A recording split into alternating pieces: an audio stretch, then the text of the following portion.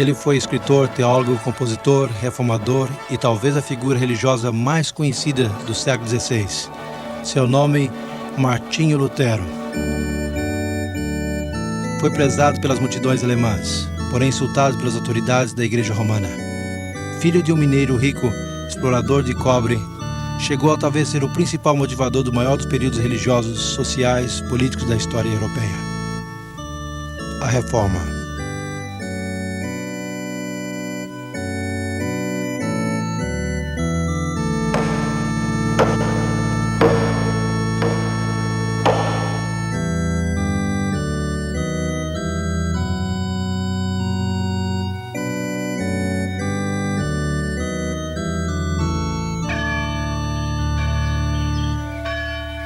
É provável que os europeus que viviam no começo do século XVI tinham pouca noção das mudanças que estavam por arrebatar os conceitos da vida medieval.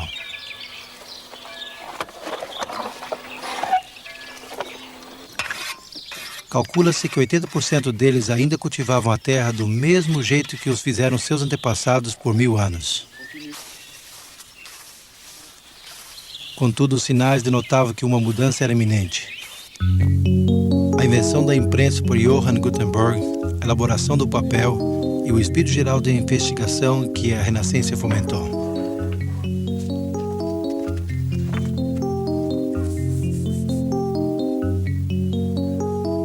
Até o ano 1450, a Europa possuía menos de 100 mil livros. Para o ano 1500, o número havia aumentado dramaticamente a 9 milhões. Uma das maiores consequências do trabalho de Gutenberg foi que a Bíblia cessou de ser o exclusivo domínio dos ricos e do clero. Nas mãos do povo comum, as Escrituras fariam desaparecer a escuridão que envolvia a Europa.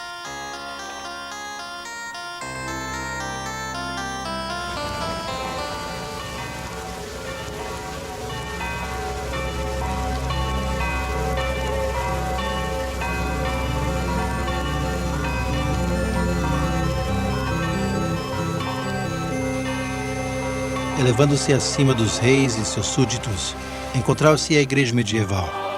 Esta era o centro de influência de cada aldeia, cidade e corte no cristianismo. Mas apesar de todo o seu domínio sobre as pessoas, havia algo errado com esse sistema político-religioso.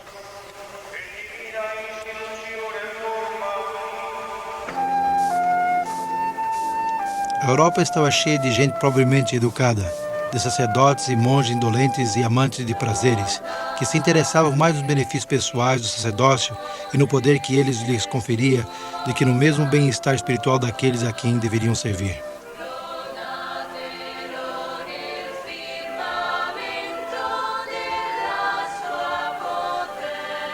Os bispos e abades rivalizavam com os reis na suntuosidade de suas residências.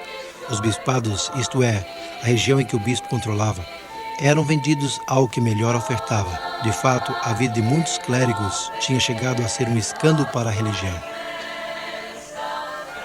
Ensinava-se ao povo que se eles se confessassem em forma regular a um sacerdote, pagassem seus dízimos e ofertas, assistissem a uma missa, participassem em uma peregrinação a um santuário de um santo celebrado ou realizassem algum ato de mortificação corporal, sua salvação estaria assegurada. Já no século XVI, a Igreja havia se desviado da simplicidade, da humildade e do poder espiritual de suas raízes.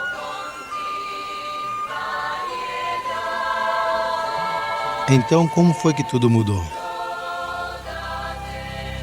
Os primeiros cristãos partilharam as boas novas da vida, da morte, da ressurreição e ascensão de Jesus Cristo de Nazaré a todo o Império Romano. Eles enfatizaram que a salvação só se encontrava em Cristo e que era uma dádiva recebida pela graça de Deus por fé. Aqueles que lhe obedeciam eram uma parte de sua igreja. Mas logo essa igreja chegaria a ser um forte sobre-ataque.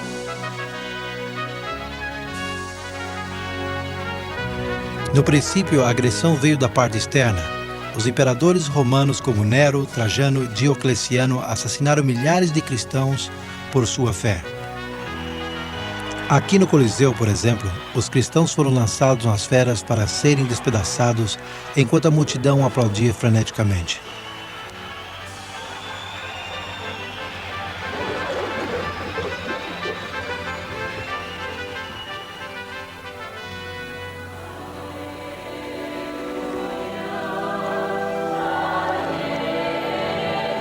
mas a ameaça maior veio de dentro.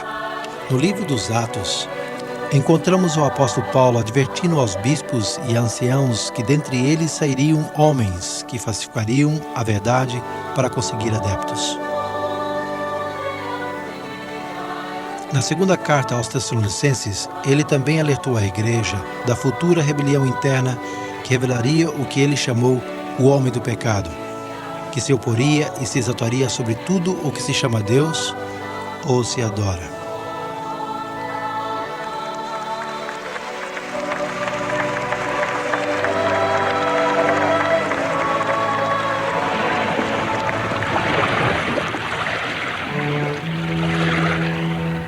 As advertências de Paulo baseiam-se numa profecia do Velho Testamento.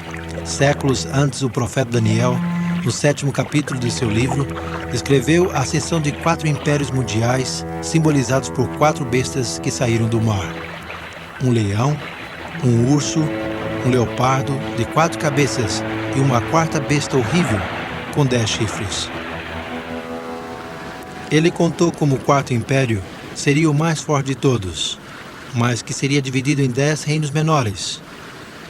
E desses 10 reinos menores, representados pelos 10 chifres na cabeça da 4ª besta, sairia outro chifre ou reino, que seria mais imponente que os outros.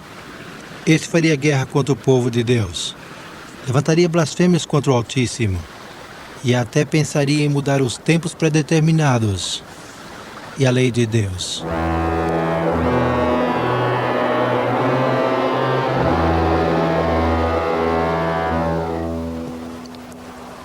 O comentário sistemático mais antigo sobre o livro de Daniel foi escrito por Hipólito, um brilhante erudito do 3º século.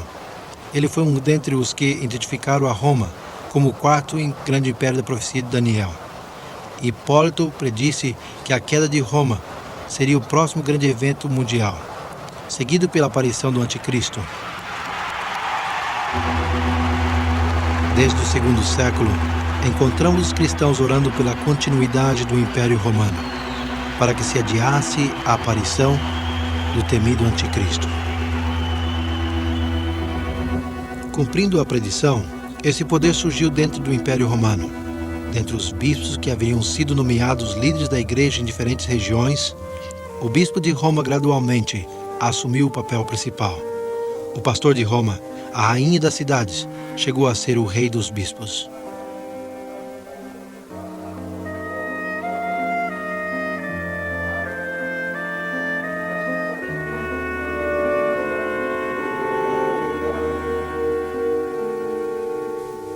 Quase ao mesmo tempo, o número de crenças e práticas que os apóstolos nunca haviam conhecido infiltraram-se na igreja.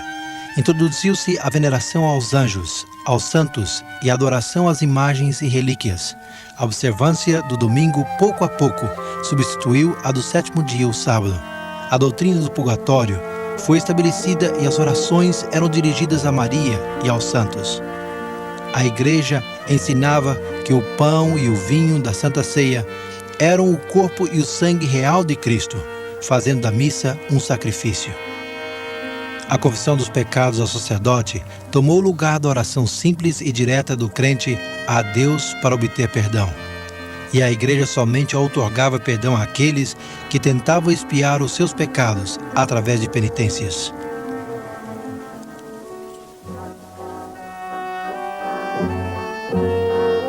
Por doações e serviços prestados à igreja, ou como recompensa por boas dádivas, o Papa e seus bispos proviam o que eles chamavam indulgências. Essas podiam reduzir até eliminar o sofrimento dos pecadores no fogo do purgatório. Negando a grande verdade bíblica de salvação pela fé, a igreja distribuiu os méritos de Cristo, da Virgem Maria e dos santos, oferecendo garantias escritas que eximiam das dores do purgatório.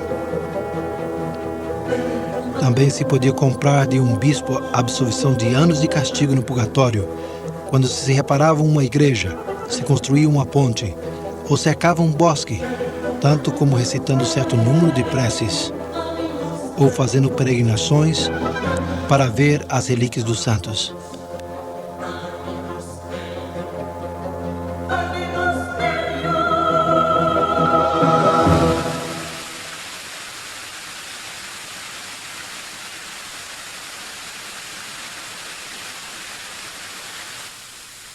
Pouco depois da eleição do Papa Leão X, Michelangelo apresentou-lhe com um desenho determinado da Basílica de São Pedro em Roma. E a venda de indulgências chegou a ser um meio atrativo para cobrir as enormes despesas desse empreendimento. Na Alemanha, o Papa encomendou as vendas ao persuasivo monge dominicano João Tetzel. A chegada de Tetzel à fronteira de Saxônia perto de Wittenberg em 1517 desencadearia os eventos que sacudiriam os mesmos fundamentos da Igreja de Roma.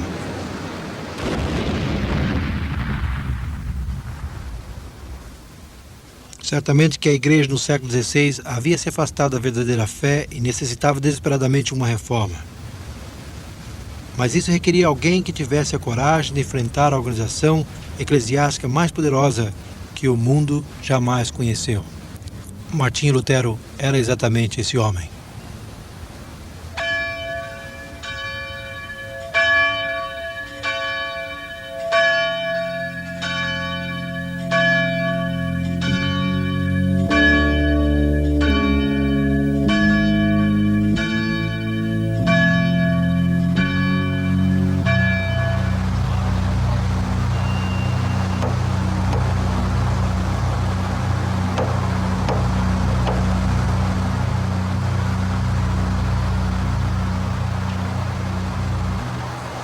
Foi na véspera do Dia dos Santos, no dia 31 de outubro de 1517, que Martinho Lutero decidiu cravar as suas 99 teses na porta da igreja de Wittenberg.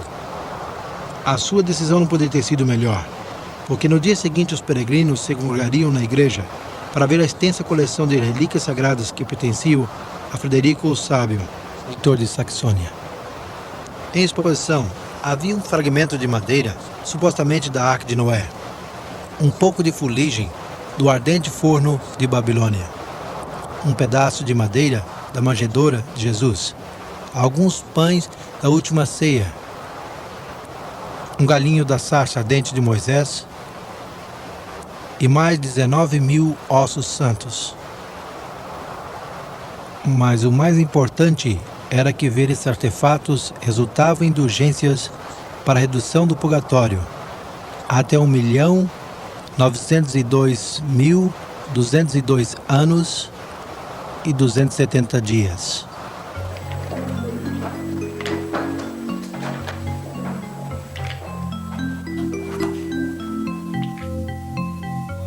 Apesar de que Lutero talvez só intentava usar as suas teses para debates acadêmicos, ele não pensou na facilidade do prelo de Gutenberg. No espaço de 2 semanas, as suas teses contra as indulgências, a proclamação do poder papal, foram lidas por toda a Alemanha. Em poucos meses, todos os cristãos conheciam seus escritos.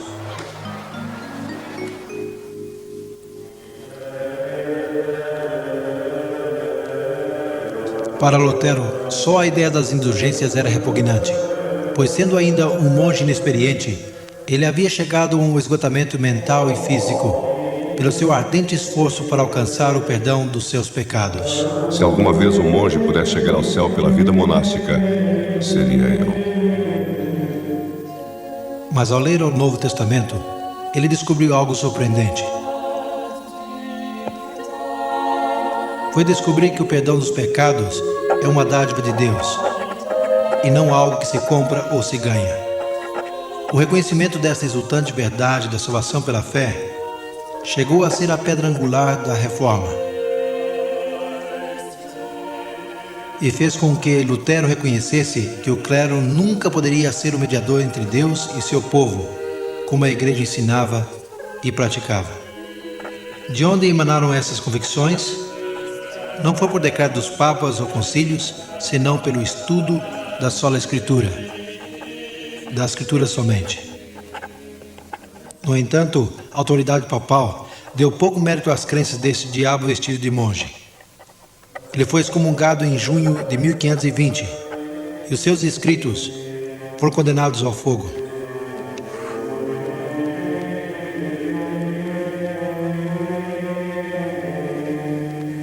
Foi nesse tempo que Lutero concentrou os seus estudos das Escrituras nas profecias de Jesus, Daniel, Paulo e João.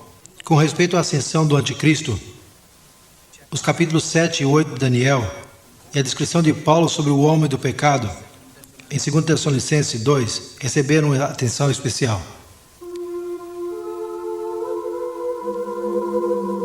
Logo em 1521, Lutero produziu sua primeira obra escrita relacionada com a profecia. Os fundamentos da reforma tinham que estar firmemente ancorados na verdade profética. Ao identificar o Papa como anticristo em 1521, Lutero uniu a sua voz à de muitos ilustres eruditos da Bíblia que existiram antes dele. Homens como o pregador John Millet, que 150 anos antes havia cravado um cartaz à porta da antiga catedral de São Pedro em Roma, declarando que o anticristo já havia tomado seu lugar na igreja. Poucas coisas neste mundo são mais poderosas que a verdade profética em tempo de cumprir-se. Sendo fortalecido pelas profecias de Daniel, Lutero estava agora preparado para a sua hora mais brilhante. Ao fim de março de 1521, ele recebeu uma citação do novo imperador do Sacro Império Romano Carlos V para comparecer diante dele na dieta ou parlamento que se convocaria na cidade alemã de Worms. Sentado com os 3 de seus amigos sobre a palha de uma carruagem emprestada, ele entrou na cidade onde a multidão deu-lhe as boas-vindas. Me pergunto como o tivessem tratado hoje. A audiência tomaria lugar num local perto da grande catedral. O que uma vez foi um majestoso edifício já não existe. Mais de 400 anos atrás era uma estrutura magnífica para essa assembleia. Hoje só existe um jardim, mas o lugar foi marcado por esta placa.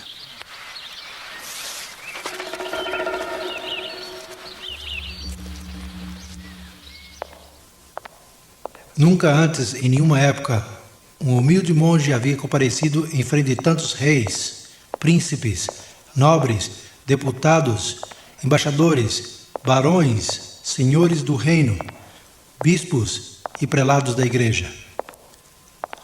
Lutero não tinha nada mais que a sua fé em Cristo e as Escrituras.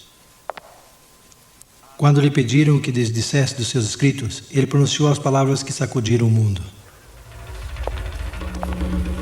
A menos que as Escrituras e o meu raciocínio me convençam, eu não aceito a autoridade dos papas e dos concílios, porque eles se contradizem.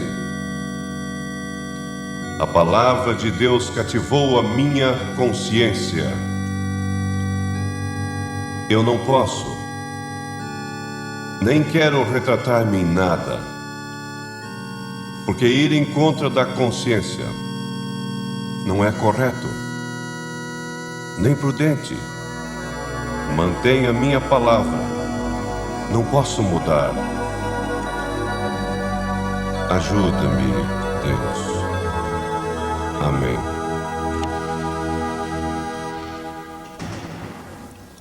Um só monge contra a antiga e quase universal opinião da humanidade. Mas essa consciência, cativada pela palavra de Deus, jaz no coração da reforma da igreja. É notável que na dieta de Worms, Lutero não foi acusado de ensinar uma nova heresia, senão de apoiar a opinião de outros que vieram antes dele. Dentre eles estava o estudante inglês John Wycliffe, que foi chamado a estrela da manhã da reforma.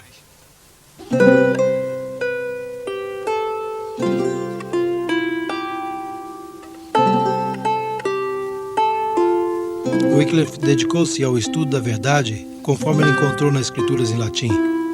Ao ser nomeado mestre da Universidade de Balliol, em Oxford, ele muitas vezes pregava na faculdade e foi-lhe dado o título de doutor em Evangelho.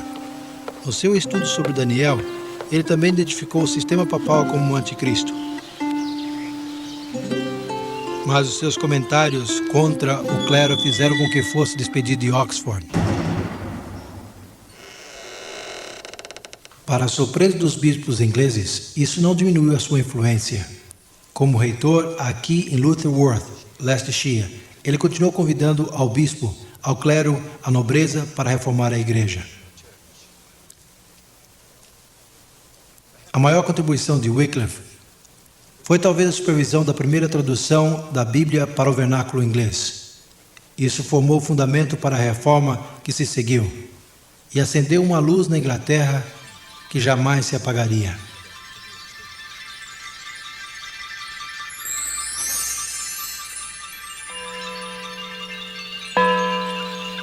Wycliffe faleceu em dezembro de 1384, ao sofrer um ataque enquanto dirigia uma Santa Ceia aqui em sua igreja. Seus ossos foram exonerados e queimados uns 40 anos mais tarde, por ordem do Concílio de Constância. As suas cinzas foram então lançadas nesse riacho chamado Swift, que deságua no rio Avon.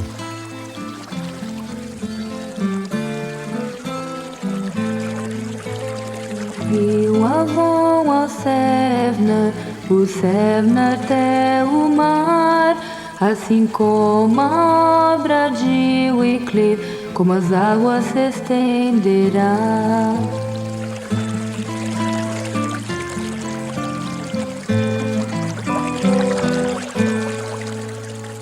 Um dos que foram influenciados pelo ensino de Wycliffe foi o reformador tcheco John Hus.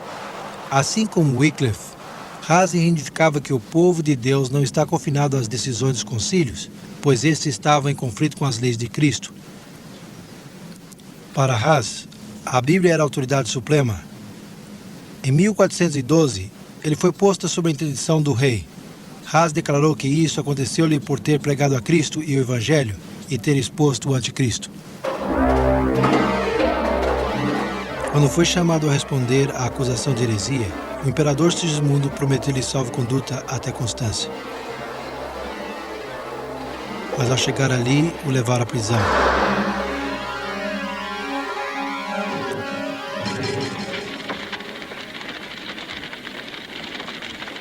O mesmo Concílio de Constância que havia ordenado a exumação dos restos de Wycliffe condenou Hus à fogueira no dia 6 de julho de 1415. Em todas as idades, Deus dispôs de fiéis testemunhos das verdades do Evangelho. Apesar de nem sempre perceber essas verdades com claridade ou sem erros, eles amaram a Deus e a sua palavra e seguiram a verdade como a haviam conhecido. O profeta Daniel usou as imagens literárias de uma besta e de chifres para profetizar a ascensão e a obra do grande sistema religioso apóstata que perseguiria a minoria dos fiéis de Deus. E no capítulo 12 de Apocalipse, o apóstolo João também usou símbolos para descrever a experiência do povo de Deus nas mãos desse poder. Ele conta o terrível conflito entre um grande dragão vermelho e uma mulher formosa e sua descendência. O dragão é identificado como uma antiga serpente chamada Diabo e Satanás, que engana o mundo inteiro. A mulher formosa representa a Igreja de Deus. O começo desse conflito está descrito em Gênesis capítulo 3. Deus disse à serpente que ele poria inimizade entre ela e a mulher, entre a sua semente e a dela. Agora em Apocalipse 12, João vê a continuação dessa guerra de ódio entre a serpente e o dragão e a mulher. Ele descreve a mulher como uma vestida de sol, tendo a lua debaixo de seus pés e sobre a sua cabeça uma coroa de 12 estrelas. Ela está retratada como esperando ansiosamente o nascimento de Jesus. O dragão também espera esse nascimento. Quando os seus atentados contra o menino varão são impedidos, ele volta-se à mulher ou à igreja. Os seus ataques são similares aos que ele inferiu a Jesus. Primeiro com a perseguição e morte, e logo através do sistema religioso, que enterrou a verdade de Deus sobre tradições. Mas o revelador não nos deixa lamentar o sofrimento dos descendentes da mulher. Ele explica como Deus preservaria a sua igreja em áreas pouco habitadas, simbolizadas pelo deserto. Ambos, Daniel e João, previram a perseguição do povo de Deus com o mesmo período de tempo. No caso de Daniel, um tempo, tempos e metade de um tempo, ou 1260 dias. Do mesmo modo, em Apocalipse 12, verso 6, lemos: A mulher, porém, fugiu para o deserto, onde lhe havia Deus preparado um lugar para que nele a sustente durante 1260 dias. Mas será que eles denotavam dias literais? Por mais de 2000 anos, os estudiosos da Bíblia haviam reconhecido o princípio dia por ano.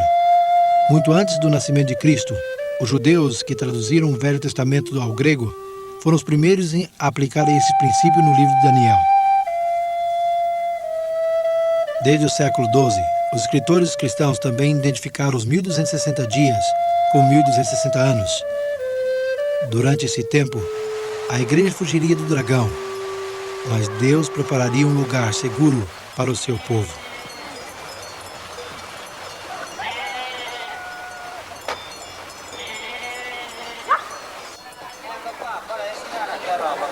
Um dos lugares onde as verdades do Novo Testamento foram preservadas do crescente poder do bispo de Roma foi no norte da Itália.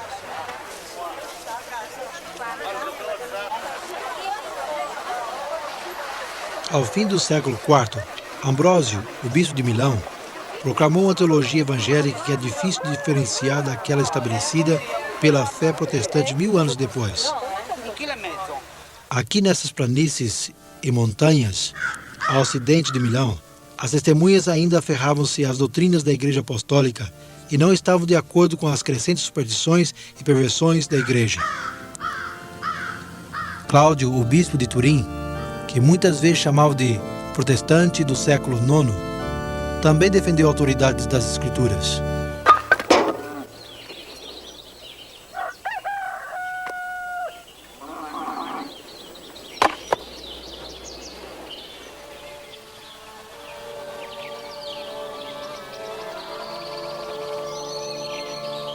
Estes vales e montanhas de cercania chegaram a ser um refúgio para talvez as testemunhas mais antigas representando a igreja no deserto, os valdenses.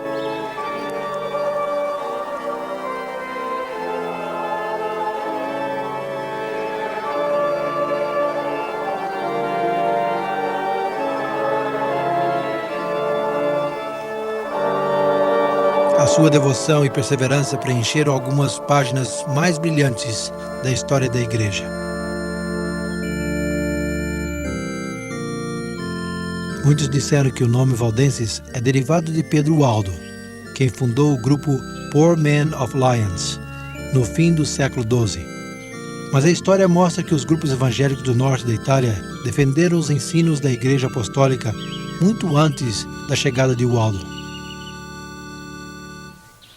Do lado de fora da sede da Igreja Valdense, em Torre Pellice, encontra-se esta estátua de Henrique Arnaud, que no século XVII foi o famoso líder dos valdenses, ou Vaudois, como eram conhecidos.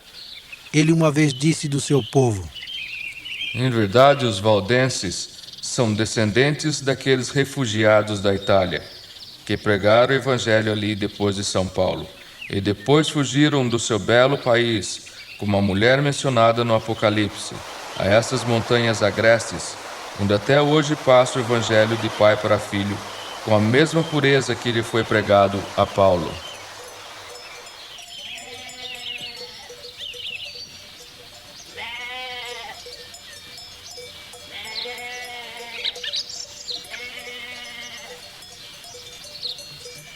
Os historiadores afirmam que nem a engenharia mais avançada poderia ter adaptado esses vales de melhor maneira para o propósito de oferecer refúgio aos fugitivos. Cada um se une ao outro com uma sequência de câmaras entrelaçadas que juntas formam uma única fortaleza de incrível resistência. E foi para esta fortaleza, preparada por Deus, que os valdenses fugiram durante os 1260 anos de supremacia papal.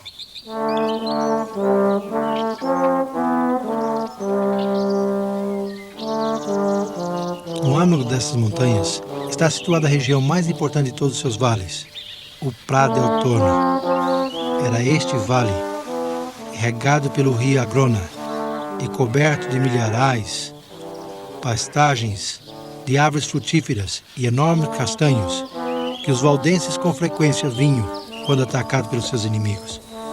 Era aqui que também que os seus missionários eram instruídos, no colégio de Barbes. Aqui, a Bíblia era o seu único livro de texto. Nos séculos antes da invenção do prelo, eles decoravam evangelhos inteiros e muitas das epístolas.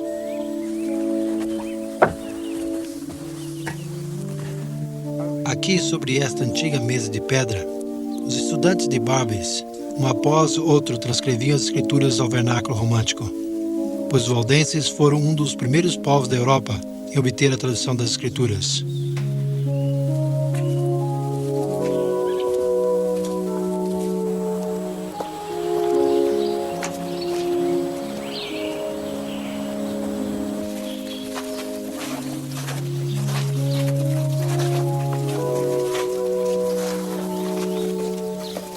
Mais tarde, disfarçados de vendedores ambulantes, os valdenses viajaram pela Europa Central e Meridional.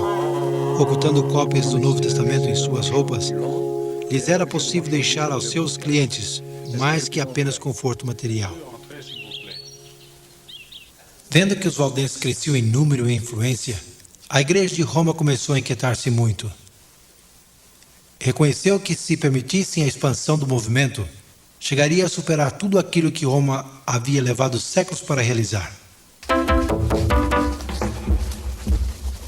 A terrível fúria dos inquisidores papais começou a princípios do século XIV.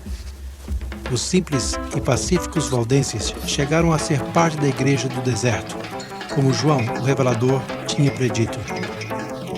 Mas assim como a mulher do Apocalipse 12 foi socorrida pela terra, e a terra abriu a boca e engoliu o rio que o dragão tinha arrojado de sua boca, assim as montanhas protegeram os valdenses durante as cruzadas contra eles.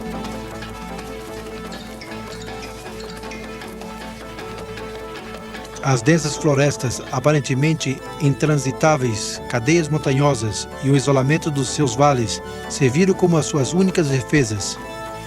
Quando as suas aldeias e igrejas foram periodicamente destruídas, as muitas cavernas entre as rochas vieram a ser as suas casas e catedrais. Esta caverna encontra-se no Vale de Agrona, não muito longe de Prado del Torno.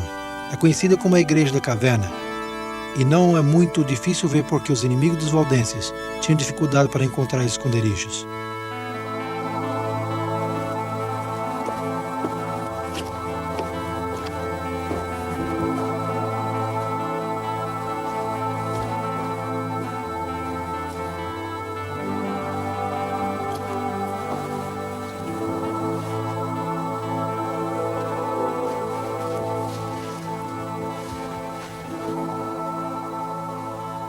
Deve ter sido um tempo espantoso, mas também de comovedora fraternidade, enquanto os vizinhos de todas as partes se reuniram para encontrar conforto e segurança, aqui embaixo, nas entranhas da terra.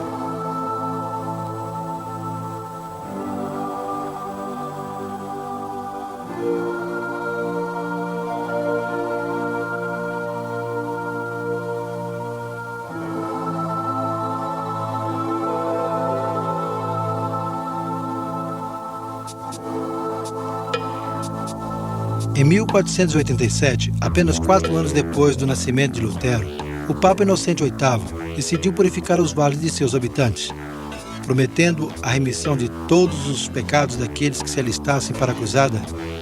Ele prosseguiu, formando um grande exército sob o comando de Alberto Catânio. Catânio acampou o seu exército à raiz do Castelluccio, perto da Torre de Pellice, a capital do vale. Esperando impedir o desastre, os valdenses mandaram 2 dos seus homens para encontrá-lo. Se os valdenses esperavam intimidar a Catânio com um acesso direto, eles estavam equivocados. Dividindo as suas forças em 2, Catânio mandou uma companhia para o Vale de Pellice para atacar as aldeias de Villaro e Bobbio e para forçar os habitantes a fugir para as montanhas. Ele ordenou a outra companhia a seguir pelo Vale de Agrona até Prado del Torno, onde esperava encontrar-se com os outros. No entanto, o caminho para o Prado estava quase bloqueado pela barricada. Isto era uma muralha íngreme que cruzava o vale, e a única entrada era uma trilha tão estreita que apenas 2 homens podiam cruzá-la lado a lado. Hoje é suficientemente espaçosa para que o trânsito passe.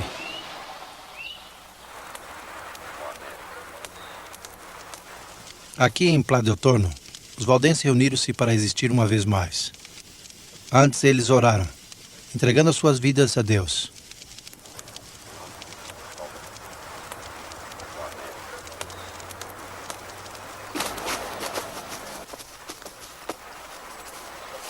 Enviaria Deus um anjo para bloquear o caminho do invasor?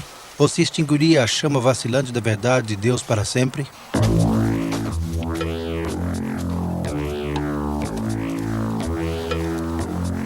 Enquanto o exército de Catânio preparava-se para cruzar o Estreito Desfiladeiro, os valdenses notaram uma pequena nuvem formando-se perto das cumes da montanha.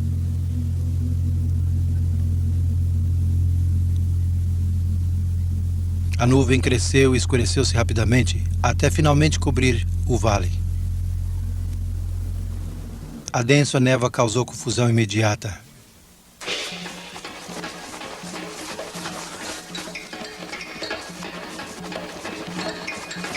Tomando vantagem da circunstância, os valdenses escalaram pelas sendas secretas até estar acima dos invasores e começaram a arremessar grandes pedras sobre os soldados.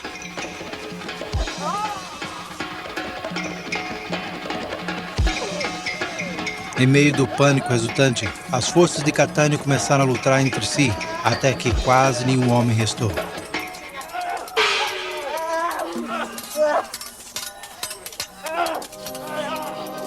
Já em 1530, a notícia da reforma que estava abrangendo toda a Alemanha, Suíça e França alcançou os povos dos vales valdenses. Chegou num tempo quando eles eram poucos e estavam desanimados, mas ouvir desse novo exército de campeões lhes fez lembrar as glórias passadas. Os reformadores suíços também se alegraram ao descobrir uma igreja biblicamente firme, com uma história tão longa. Decidiu-se convocar uma Assembleia Geral para determinar a relação entre a Igreja dos Alpes e a Reforma. Em 1532, a histórica Assembleia reuniu-se em Chanfron, esse campo aberto, perto de Pla del Torno. Embora nem todos concordaram em todos os pontos da doutrina, a preeminência da Bíblia foi reafirmada. Os valdenses prometeram cooperar com a Reforma traduzindo as Escrituras ao francês. A tarefa caiu sobre o Leviton, um parente de João Calvino. Constituía um presente apropriado de parte de uma igreja que devia a sua existência através dos séculos à estrita fidelidade aos princípios básicos deste livro.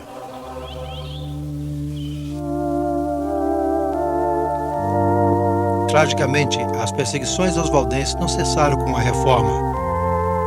Em verdade, se intensificaram nos anos que se seguiram, chegando ao auge no século XVII.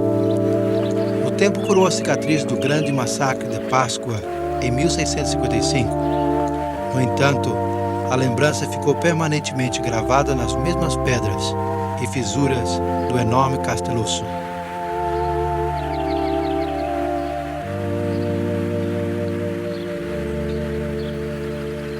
Esta placa indica a posição da caverna à raiz do Casteluço, que tantas vezes protegeu o povo valdense durante as perseguições.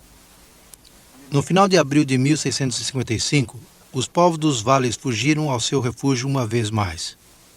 Mas esta vez, os descobriram.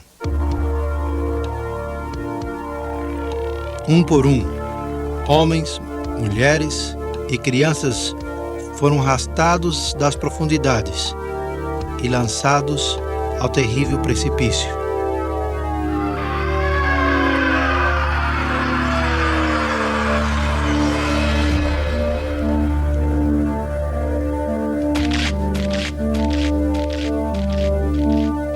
Toda a Europa protestante reagiu com mágoa e pêsame.